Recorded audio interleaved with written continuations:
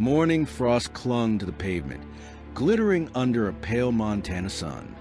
Children drifted toward school in small clusters, their chatter breaking the stillness of the street.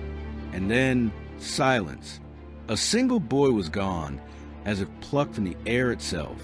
No scream, no struggle. Only a memory that someone, tall, uniformed, carrying a badge, had spoken to him. At first, it seemed impossible. A policeman taking a child? Absurd. Authority was a bedrock of trust. A uniform was supposed to be armor against danger, not the face of it. But within weeks, the whispers began to spread. Other children spoke of a stranger in a car, of a voice ordering them closer, of a badge flashed in the half-light of dawn. The parents clung to reason. Surely this was a mistake, a misunderstanding, some drifter in costume. But in every uneasy retelling, the same phrase lingered like a curse. He looked like a policeman. The case fractured something fundamental. It was no longer just about a missing child. It was about the collapse of certainty, about the realization that safety could be counterfeited as easily as a toy badge. And behind it all was a man with too many names. David Paul Brown, Nathaniel Bar-Jonah, whose hunger was not for money or revenge, but for control, obedience, the terrible silence of trust betrayed. The page is smeared with greasy fingerprints, the kind of marks left behind by someone who doesn't care if their secrets are exposed. At the top, in jagged handwriting, a line repeats like an incantation. They trust me when I wear the badge. No explanation, no date, just a chilling declaration, as though the writer had discovered a cheat code to human psychology. Dressed apart, and doors open, children stop questioning, mothers nod politely. Trust becomes a costume, and he knew how to wear it. Imagine a child's morning. Cereal half finished, backpack slung over one shoulder, sneakers untied but sprint ready. The front door clicks shut, and the sidewalk to school stretches ahead like an ordinary ritual. Parents wave, maybe shout, "Don't be late." A normal day, a normal routine, and then a shadow interrupts. A figure steps out, not a stranger, at least not immediately. A uniform glints in the morning light. A badge flashes like a promise of safety, and a voice lowers with authority. "You need to come with me." But it isn't safety. It isn't protection. It isn't a policeman at all. It's a costume, cheaply stitched, stolen from a world where trust was currency, repurposed by a man who learned to counterfeit it. A man whose hunger had no ceiling, no conscience. That sentence, "They trust me when I wear the badge," wasn't just a note. It was a confession masquerading as strategy. It was a roadmap, written by David Paul Brown, a name buried in court transcripts and police files, but later resurrected under another identity, Nathaniel Bar-Jonah. And if you trace the trail of this man, it doesn't just lead to broken laws. It leads to something more grotesque, more primal. It leads to the morning walks to school that ended in silence. It leads to parents searching ditches and fields while he slipped back into his life, still wearing that borrowed face of authority. This is not just a story about a man. It's about the failure of recognition, how easily humans hand over trust when someone carries a symbol of power, how a costume became a weapon, and how the price for that illusion was innocence itself. And the words on that paper, "They trust me when I wear the badge," they sit like an epitaph for every child who never made it to class, every family who believed uniforms were shields, not masks. Billings, Montana, late 1970s. The air smelled of dust and diesel. The kind of town where trains cut through neighborhoods and people still left their doors unlocked at night. The newspapers were full of Carter-era malaise, gas shortages, inflation, and foreign crises that felt a world away. But in places like this, far from Washington or Moscow, the real anxiety was quieter, buried under the rhythms of small-town life. Are my kids safe on their way to school? Back then, the morning walk was a rite of passage.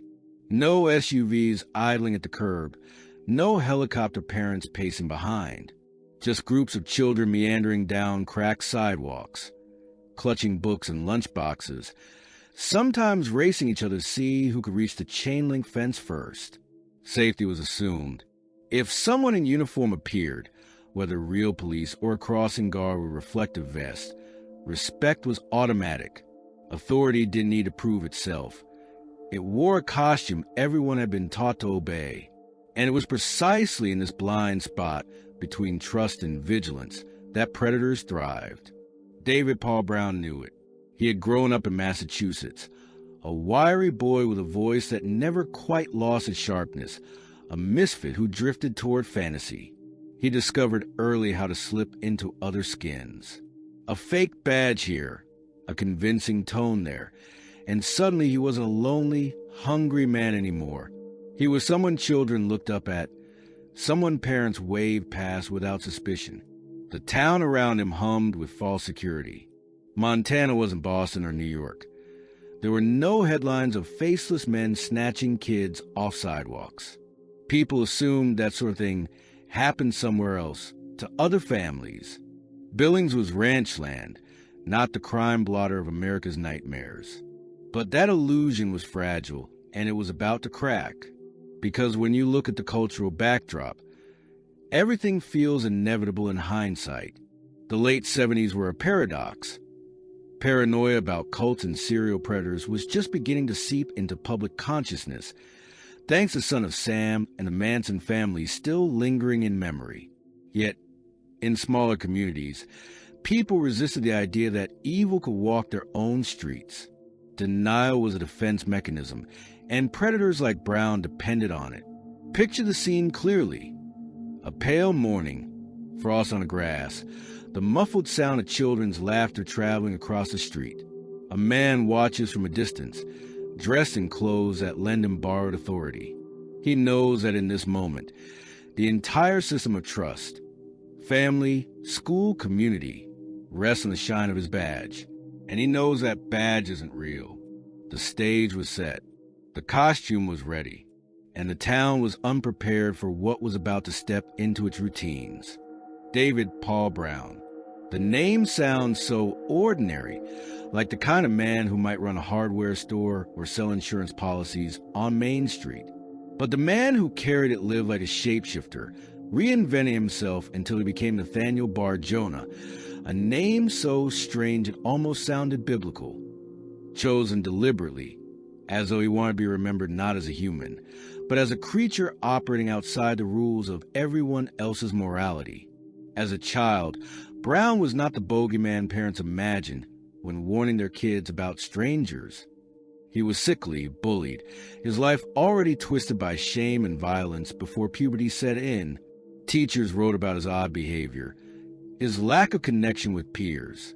He had fantasies that he admitted only to scraps of paper, fantasies that should have set alarms ringing in every direction but somehow stayed buried in drawers. It was as though he practiced being invisible long before he perfected it. By adolescence, the invisibility act turned into something more. He discovered that to command attention, he didn't need charisma. He just needed props. A uniform, a false badge, a voice-pitched authority. Suddenly, the boy everyone ignored had power. Children, even adults, stopped questioning him. That discovery was intoxicating, far more powerful than any substance. It became his lifelong drug. And while his official biographies reduce him to criminal categories, the truth of Brown is that he was a man obsessed with control. He did not hunt for money or revenge or even recognition. He hunted for submission, for that flicker of obedience in the eyes of someone who believed the badge. His victims were not chosen at random. They were chosen for their vulnerability, their youth, their trust, their inability to see that the person standing before them was not safety, but danger wrapped in authority's costume. To neighbors, he was odd but not terrifying. Some knew him as Nathaniel, the eccentric who talked too much about religion and wore his clothes like he was playing a role in someone else's life.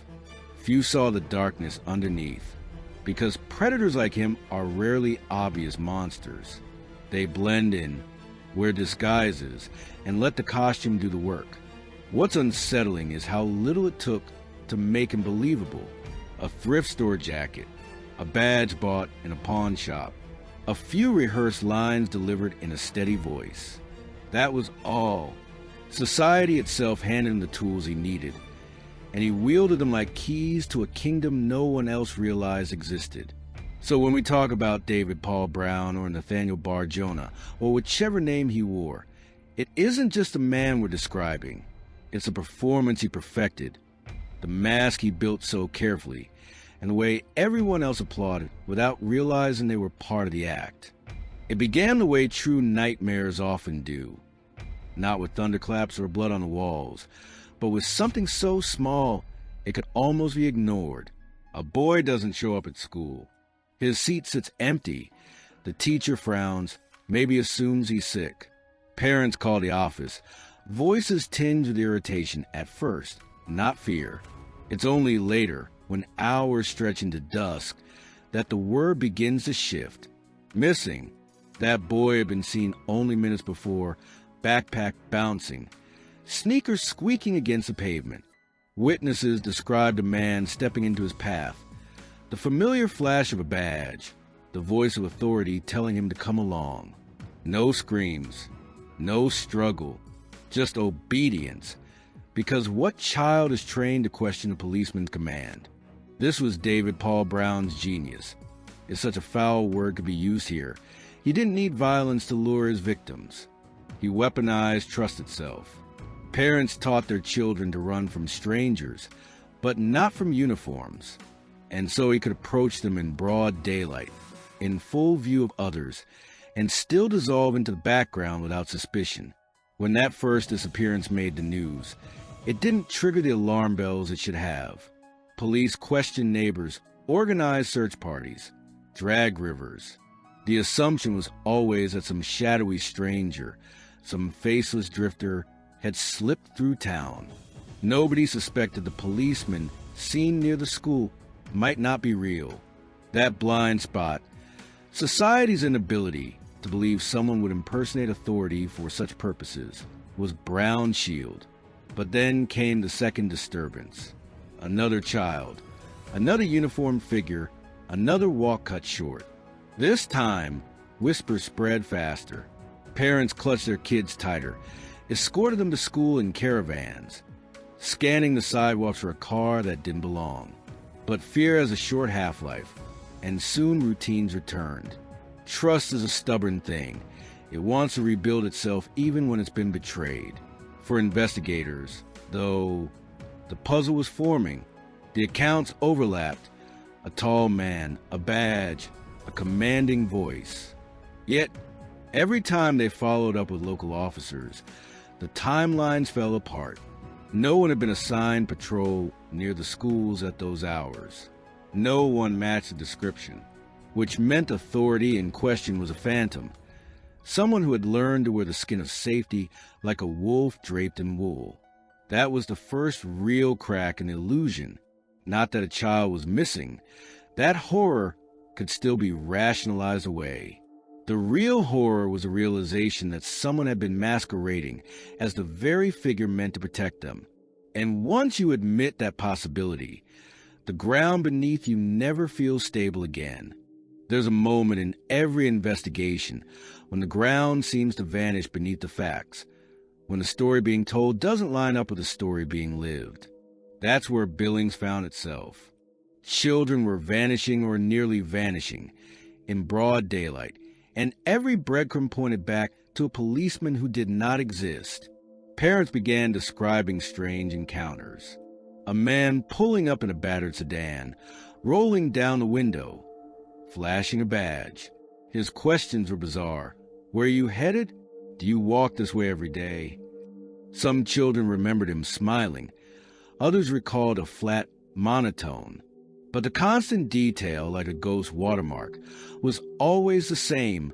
Authority pressed against their lives like a hand against glass. And yet, no official badge number, no uniform log, no duty roster matched him. Officers bristled at the suggestion one of their own could be the culprit. The public whispered about dirty cops, about cover-ups, about conspiracies lurking inside the very department sworn to protect them. Every night, the local papers fed on that paranoia, splashing front-page sketches of a phantom officer. But the strangest layer wasn't the impersonation. It was the way Brown seemed to anticipate suspicion. Witnesses contradicted each other. Sometimes the badge gleamed like real metal. Other times it looked like cheap tin. His car was blue. No, green. No, maybe gray. His height ranged from average to towering. It was as though he was tailoring his image in real time, shape-shifting depending on the audience. And here's the unnerving part. Some kids admitted they liked him. He cracked jokes, gave them advice, acted like a friend in uniform. That detail slipped into reports like a shard of glass, cutting against the narrative of the bogeyman. How do you fight a predator who doesn't just terrify, but charms? Who builds a connection first, then pulls it taut like a noose? The police forced double patrols, told parents to accompany their children, issued warnings on local radio. But behind closed doors, investigators felt the dread no press release could admit. If this man could mimic them so perfectly, how would they ever catch him? It was like hunting your own reflection. Meanwhile, David Paul Brown, hidden under his aliases, kept moving. One day Massachusetts, another day Montana. Sometimes reinventing himself as Nathaniel Bar-Jonah, as though names were just another costume. The mystery deepened not only because children were missing, but because the man at the center refused to exist in any stable form. He was a cipher, a shadow, a badge without a number. And with every unanswered question, the fear grew teeth. Parents no longer trusted the men patrolling their neighborhoods. Was it a real cop or him again? Was safety real or just another mask? Detectives worked the case like men clawing at fog. Every handful dissolved before it could be held. They retraced school routes, interviewed classmates, cataloged every sighting of the officer. They even lined up their own colleagues, asking children to point out familiar faces. But the result was chaos. Kids pointed to different men, some even actual officers. The realization spread like mold in the precinct. This wasn't just a predator in disguise. This was someone exploiting the idea of authority, molding himself into whatever version the victim expected. Theories sprouted like weeds. Some insisted it had to be a rogue cop. Who else would know the right tone of voice? The exact language used in commands? Others whispered about cults, about an organized ring that used uniforms to lure kids like Pied Pipers in blue. Fringe papers ran with UFO abduction headlines, because in the absence of proof, even the absurd gained traction. But there were darker, quieter theories circulating in back rooms. Some officers recalled an old case file from Massachusetts.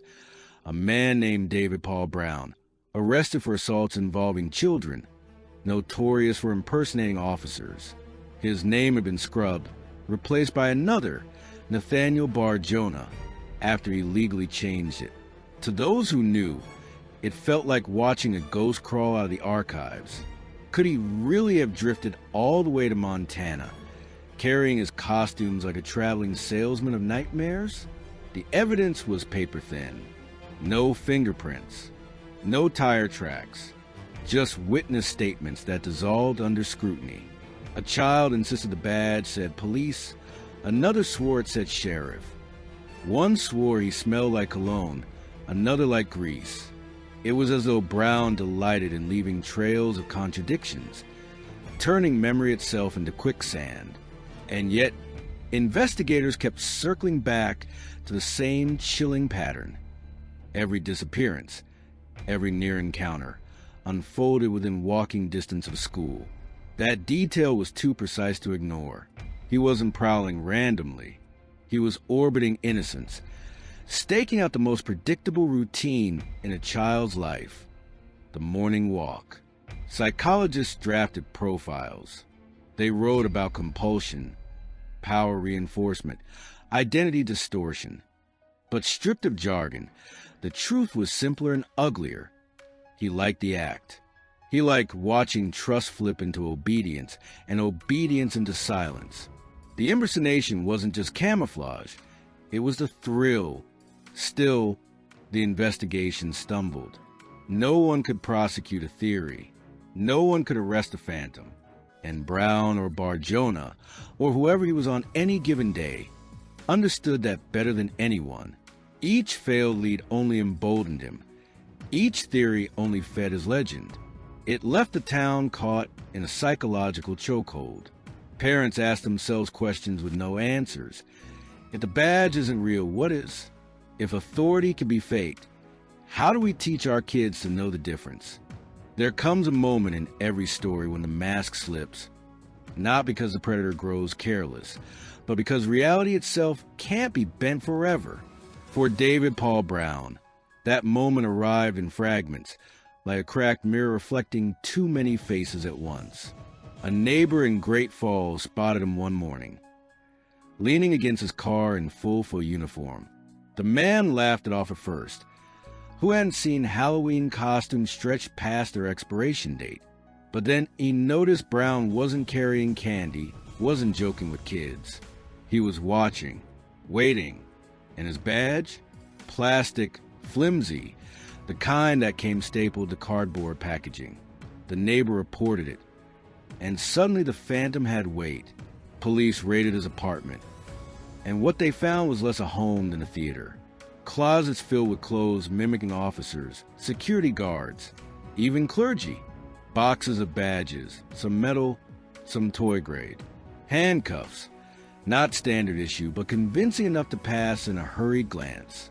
And notebooks, always the notebooks. Pages of fantasies, half-plans, observations scribbled in that jagged hand. Some were chillingly mundane. School starts at 8:15, most kids cut across 5th Street. Others spiraled into grotesque cravings. Words even seasoned detectives refused to read aloud. This was the moment the myth began to collapse into flesh. He wasn't a phantom. He wasn't an idea.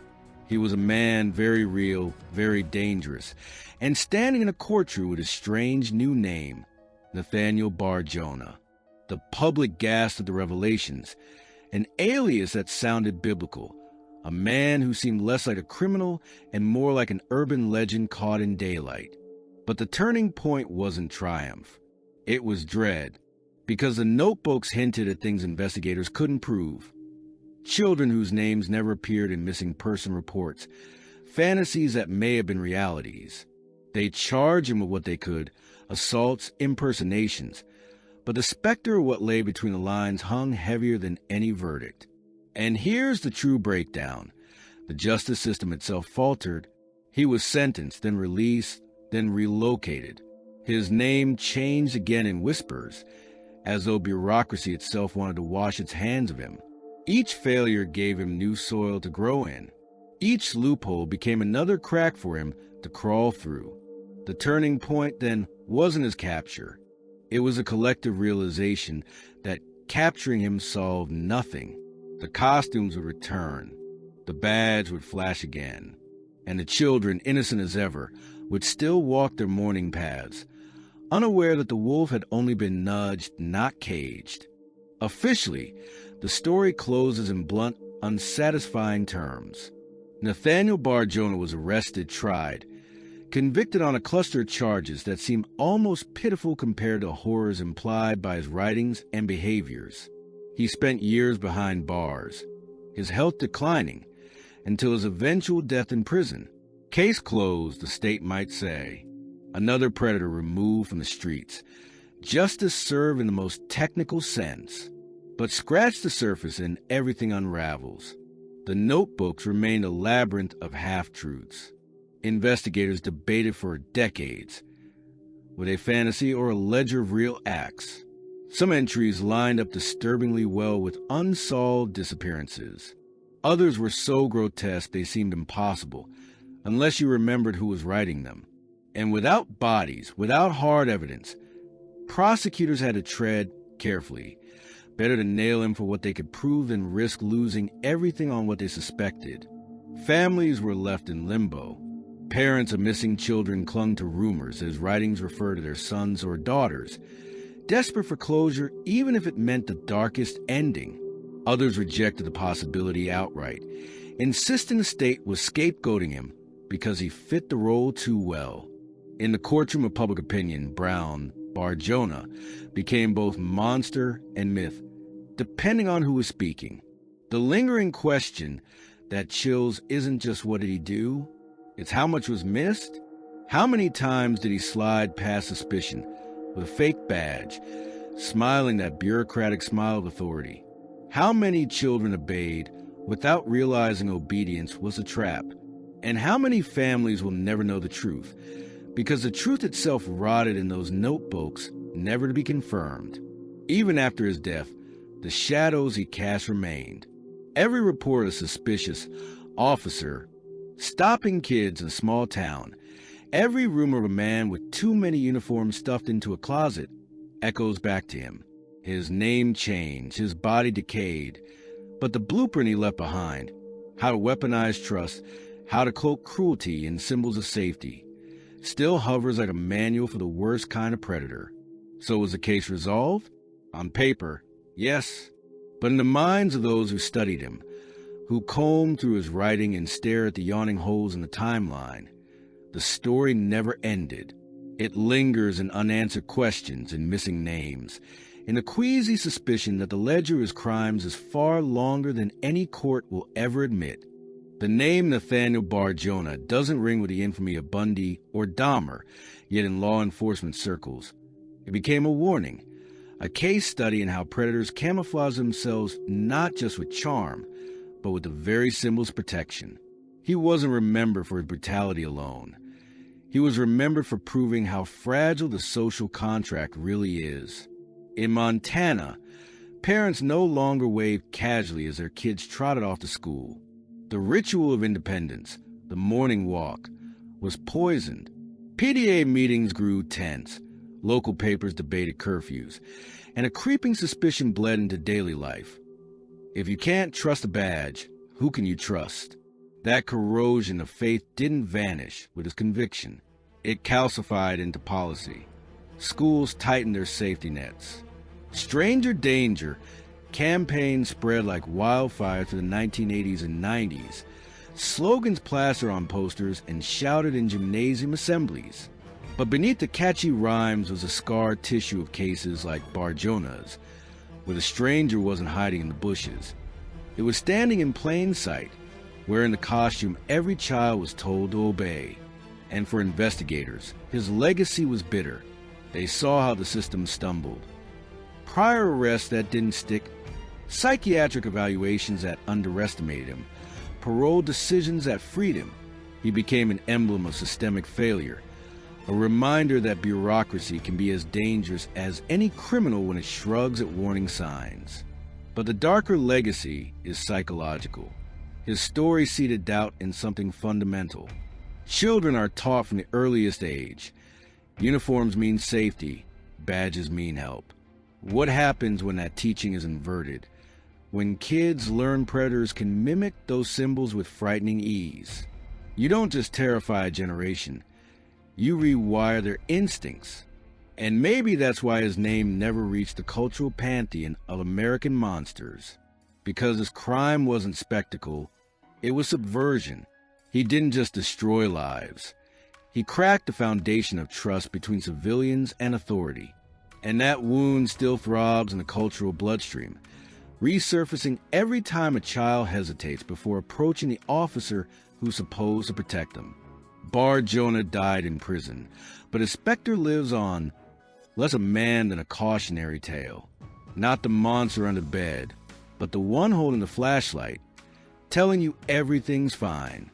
The story of David Paul Brown, Nathaniel Bar-Jonah, isn't tidy.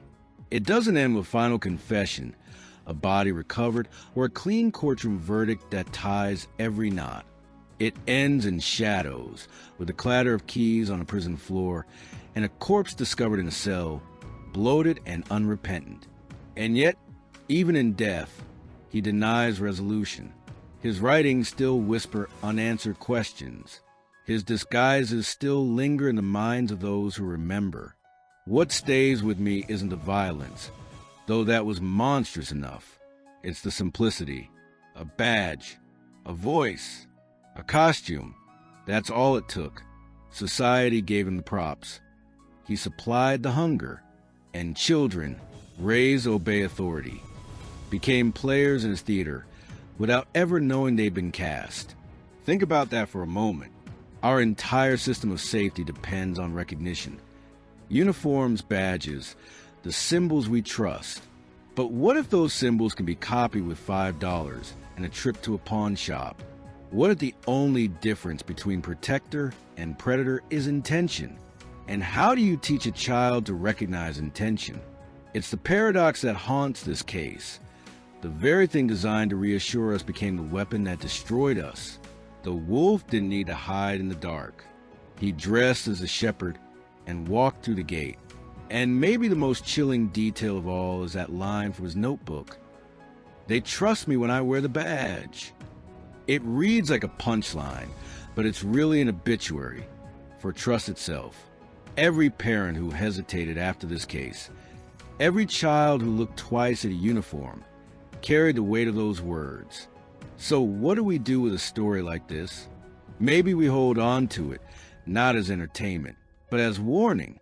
Maybe we teach our children that even authority must be questioned, that sometimes safety wears a mask, that blind obedience is the predator's favorite door, because if we don't, the stage remains set, the costume waits in the closet, and somewhere, someone else is already reaching for badge. Hello everyone, and thank you so much for listening. As usual, please leave any comments or feedback you may have, and I hope to see you all again in the next case.